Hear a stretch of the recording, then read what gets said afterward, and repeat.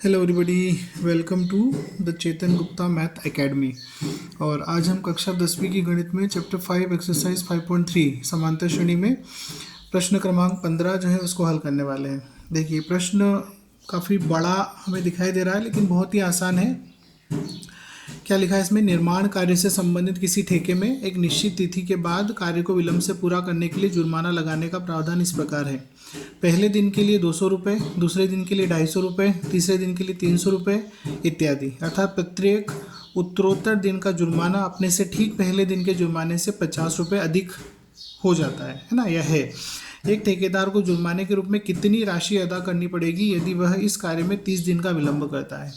ठीक है, तो बहुत ही आसान है। देखिए, इसमें क्या करना है हमको, एक समांतर श्रेणी बन रही है। कैसे बन रही है? जुर्माने के लिए समांतर श्रेणी। तो पहला जो पद है उसका क्या है? 200 है, दूसरा पद 250, तीसरा पद 300 और इसी प्रकार से आगे बढ़ते जाएंगे। ठीक है, अब यहाँ पर देखिए, पहला पद a बराबर क्या है? 200 है।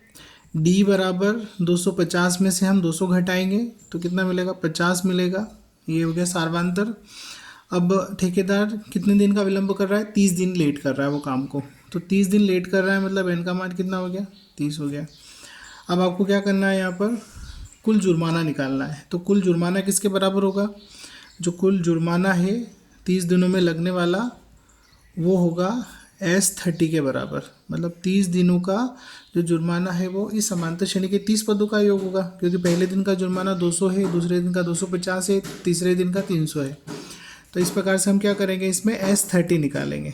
ठीक है, S30 बराबर क्या होगा? 30/2 जो हमारा सूत्र है SN बराबर N/2, 2A प्लस N-1 और मल्टीप्लाई D। इसी में हमने क्या की है, वैल्यू रखनी है। तो इसी में जो वैल्यू है वो रख देते हैं हम 30/2। उसके बाद कितना होगा? 2A।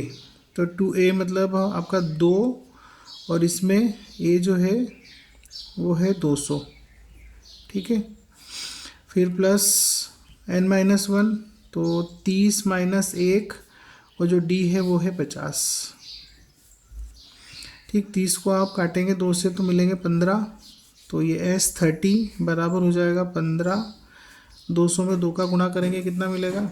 400 मिलेगा। प्लस ही हो जाएगा 29 गुणा 50। ठीक है, तो 15 400 प्लस 29 से 50 का गुणा करेंगे आप, 5 9 45 और 5 दूनी 10 और 4 14। ये हो गया आपका 1450। एक जीरो लग जाएगी यहाँ पर। 15 400 और 1450 जोड़ेंगे आप तो कितना हो जाएगा? 4 ने 4 8, 1850। 15 का गुणा करेंगे 1850 में तो 15 के 5, एक जीरो पीछे रहेगी और 7। 15 8 120 और 7 127। 12 15 का 15 और 12 15 10 25 2 27। ठीक है, तो उसको 27,750 रुपये का टोटल जुर्माना देना होगा यदि उस काम को वो 30 दिन लेट करता है। ठीक है, तो आशा करता हूँ आपको समझ आया होगा। इसे लिख सकते हैं आप, जुर्माने की राशि। ठीक है, कितने दिन के लिए? 30 दिन के लिए।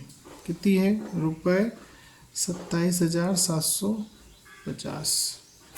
ठीक है, तो आशा करता आपको समझ आया होगा। थैंक्स फॉर वॉचिंग और वीडियो को लाइक कीजिए, शेयर कीजिए। Thank you.